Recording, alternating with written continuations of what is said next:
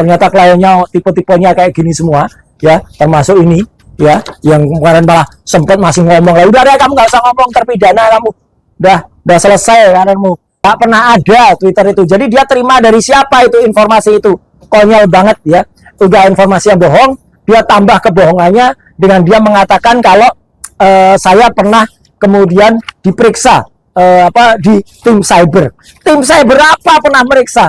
Ya, coba tunjukkan tim cyber apa. Mak, kamu coba sebutkan tanggal berapa. Pasti nggak ada, karena itu bohong. Sekali lagi seluruh Indonesia ya, Mak Lampir ini bohong.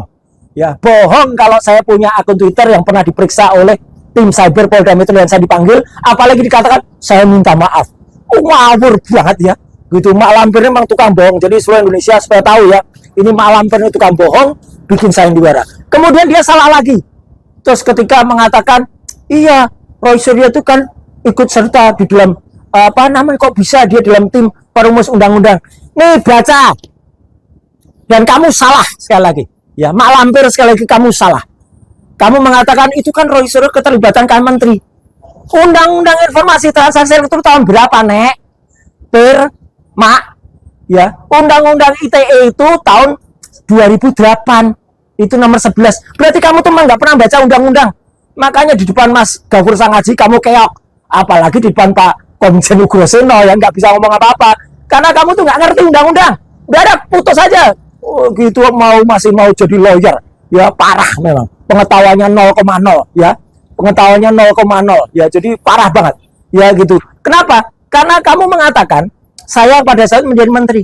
Belum ada 2008 kok udah ada menteri. Tapi tahun 2003, saya memang jadi tim perumus undang-undang. Nih buktinya. Ini adalah keputusan menteri ya, komunikasi dan informasi waktu itu. Masih zamannya Kominfo ya, Pak Samsul Muarif. Saya ditunjuk nama di sini. Nama loh ya, bukan jabatan. Jadi bukan ex officio. Lain kalau ada orang jadi ex officio, itu berarti karena jabatan. Ini saya nama bersama para pakar yang lain dan bersama ex officio yang di atas. Jadi saya 2003, mungkin kamu belum apa-apa meskipun sudah tua ya, tahun 2003 saya sudah sebagai tim perumus waktu itu ya, tim perumus undang-undang ITE, juga tim perumus undang-undang keterbukaan informasi publik. Ini jelas betul. Dan tidak hanya itu, semenjak itu saya sudah kemudian menjadi ahli multimedia ketika ada urusan di DPR. Ini waktu itu tahun 2000 berapa ini? 2008. Nah, jadi sebenarnya itu sudah saya belum menjadi anggota DPR, apalagi jadi menteri. Ya, itu saya sudah menjadi pakar multimedia. Ya, jadi kamu tuh konyol banget ya. Mak, itu pengetahuannya sangat-sangat minim, terbatas banget. Nih, saya juga pernah memang saya menerima surat panggilan, tapi selaku ahli. Nih baca nih, pengamat ya dari KPPU, Komisi Persaingan Usaha, untuk menjadi ahli. Jadi nggak benar kalau saya dipanggil tim cyber Polda untuk minta maaf soal Twitter. Waktu itu ini sudah tahun 2004. Jadi 2004, 2003, 2004, 2008 sudah di situ. Apalagi kalau dilihat ya, nih saya dari Mabes Polri. Waktu itu bahkan mendapatkan sertifikat tahun 2005 ya, selaku ahli multimedia yang menjadi seorang yang kemudian menjadi penceramah di sana. Jadi saya mensosialisasikan soal rancangan undang-undang ITE waktu itu. Dan salah sedikit dari orang di Indonesia ini buktikan yang menerima ini. Piagam tanda jasa kehormatan Bintang Satya Laksana ya, ini tanda kehormatan Bintang Mahaputra Adi Pradana. Coba dihitung, Mak. Ya, mungkin sampai terus ya, kamu nggak akan mendapatkan kayak gini nih. Saya nggak sombong, saya nggak jumawa. Tapi ini untuk menunjukkan bahwa kamu itu ngawur mengatakan saya panggil kemudian saya minta maaf di Polda. Nggak ada tim cyber Polda. Jadi sekali lagi seluruh Indonesia melalui kanal Voice Official dan Langkah Update ya, Mak Lampir ini bohong besar. Ya, apalagi dia mungkin akan semakin kaget kalau lihat banyak sertifikat yang saya miliki. Termasuk nih sertifikat dari Kominfo, Komunikasi dan Informatika. Nih sertifikat dari kemudian wartawan multimedia, sertifikat dari banyak profesor ya waktu itu, pembicara juga sertifikat di Universitas Teknologi yang lain. Kemudian ada juga nih sertifikat internasional ya dari Malaysia, sertifikat dari UI, ini sertifikat dari Universitas Pendidikan Indonesia, ini sertifikat dari Kementerian Kesehatan yang kamu katanya itu kan hanya lulusan kesehatan. Memang resmi saya S2 Kesehatan UGM, S1 saya Komunikasi UGM, S3 saya di Magister S3 saya di Doktor ya Manajemen menggunakan AI Artificial Intelligence dan OCB Organizational Citizenship Behavior di UNJ. Mungkin kamu nggak ngerti juga dan nggak usah, percuma saya ceritakan. Saya juga punya sertifikat di bidang hobi di ORARI, Organisasi Amatir Radio Indonesia, karena saya punya license sebagai pemegang amatir radio. Bahkan di bidang otomotif, nih saya ada sertifikasi juga. Jadi tidak hanya hobi, juara 1 saya rally, ya. Kemudian di bidang partai, ya saya mengundurkan diri baik-baik dari partai itu karena saya 5 besar terbaik di partai itu. Ya, jadi bukan apa-apa saya pamit mundur dan hubungan saya masih terbaik.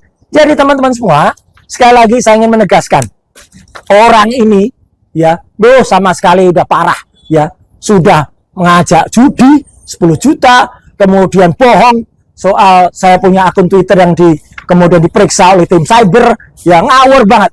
Jadi kalau ada orang yang ngikutin pemikirannya ya, mengikuti pikiran Mak Lampir ini ya, itu namanya orang ini termasuk ini ya, yang katanya pejuang. Pejuang apa? Pejuang kok bisanya cuma ngomong nggak jelas. Dia juga diperiksa, dia terlapor ya di Polda Metro Jaya yang mengatakan nama saya salah, padahal dia katanya orang Jogja. Orang Jogja kok nggak ngerti soal tata perubahan nama. Ya, jadi kita tetap concern dengan ijazah yang 99,9% palsu ini. Ya, jadi saya akan tetap lawan orang-orang yang buat kebohongan-kebohongan macam ini. Jadi ini rahasia terbongkar, rahasia apa? Palsu. Ya, gitu. Roy Suryo kata pernah dipanggil, nggak ada dipanggil tim cyber. Ya, soal postingan ijazah tahun 2020. 2020 itu ijazahnya belum pernah tayang. Ya, tayang pertama dari Pak Sigit Sunarta itu tahun 2022. Buktinya ini, ya ada tayangannya melalui kompas.com. Nih, ya ini tayangannya tanggal 24 Oktober 2022.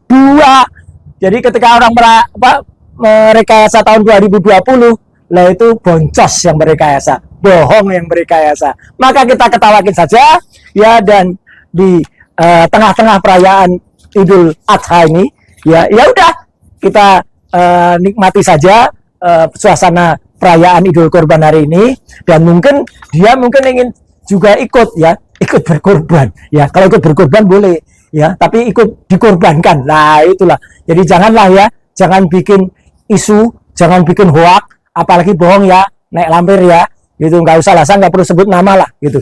Di samping lebih baik nggak usah sebut nama, ya, kesenangan dia disebut namanya. Jadi sekali lagi saya tutup ini dengan ucapan jangan berbohong kamu, Mak Lampir, ya, dan juga para termul-termul, ya, termasuk Andi Aswan itu, ya, dan juga Mak Lampir dan semua klien-kliennya. Ternyata kliennya tipe-tipenya kayak gini semua, ya, termasuk ini.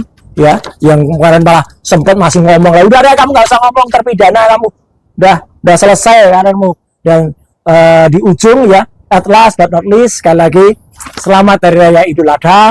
Di peringatan Idul Kurban yang suci ini, mari kita doakan juga para saudara-saudara kita dan sahabat-sahabat kita yang barusan menyelesaikan wukuf di Arafah sebagai puncak kenaikan mereka untuk naik haji di tanah suci di Mekah. Semoga semuanya selamat dan semuanya bisa bermanfaat bagi kita semua, dan insya Allah apa yang kita lakukan mendapatkan ridho dari Allah Subhanahu Wa Taala.